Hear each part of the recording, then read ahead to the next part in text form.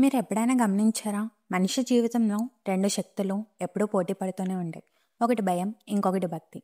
భయం మనల్ని వెనక్కి లాగుతుంది. కానీ భక్తి ముందుకు నడిపిస్తుంది. భయం అనేది సహజమైన భావన. చీకటి చూసినా భయం, రేపు ఏం జరుగుతుందో అని భయం. కానీ భయం మనలో ఒక గొలుసు లాంటిది. మనకున్న ప్రతిభను బయటకు రానియకుండా కట్టేస్తుంది. అదే సమయంలో భక్తి అంటే ఒక వెలుగు. మన హృదయంలో ఒక చిన్న దీపంలా వెలిగితే ఆ దీపం అతిపెద్ద చీకటిని పోగొడుతుంది. భక్తి అంటే దేవుని మీద నమ్మకం మాత్రమే కాదు, మన మీద మనకున్న విశ్వాసం కూడా అదే. ఇతిహాసాల్లో ఒక ఉదాహరణ ఉంది. ప్రహ్లాదుడిని హిరణ్యకశిపుడు అనే రాక్షసరాజు ఎన్నోసార్లు చంపడానికి ప్రయత్నించాడు. కానీ ప్రహ్లాదుడు నారాయణ నారాయణ అంటూ భక్తితో కళ్ళు మూశాడు. భయం అతన్ని ఓడించలేకపోయింది, భక్తి అతన్ని రక్షించింది.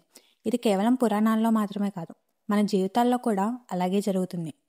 ఇక మనం ఓం గురించి మాట్లాడితే, ఓం అనే శబ్దం విశ్వంలో కన్నా శక్తివంతమైన నాదం అని శాస్త్రాలు చెబుతున్నాయి. ఓం జపం చేస్తే మనలోని ఆందోళన తగ్గుతుంది, మనసు ప్రశాంతంగా ఉంటుంది, భయం మాయమైపోతుంది. ఓం అంటే ఆది, మధ్య, అంతం అన్నీ కలిసిన శబ్దం. ఒకసారి భయపడుతున్నప్పుడు ఓం అనుకుంటే మనసు స్థిరపడుతుంది, ధైర్యం వస్తుంది. భయం చెప్తుంది నువ్వు చేయలేవని, కానీ భక్తి ఇలా చెప్తుంది దేవుడు నీతో ఉన్నాడు, ప్రయత్నించు అని. మన జీవితంలో భయం తప్పనిసరిగా ఉంటుంది, కానీ భయం ఎప్పుడూ ఓడిపోతుంది, భక్తి గెలుస్తుంది. ఎందుకంటే భయం చీకటి, భక్తి వెలుగు. చీకటి ఎంత పెద్దదైనా ఒక దీపం వెలిగితే మాయమవుతుంది. కాబట్టి ఈ రోజు నుంచి మనమందరం మన హృదయంలో ఒక దీపం వెలిగిద్దాం. ఆ దీపం పేరు భక్తి. భయం వచ్చినప్పుడు గుర్తుంచుకోండి, భయం మీద భక్తి ఎప్పుడూ గెలుస్తుంది.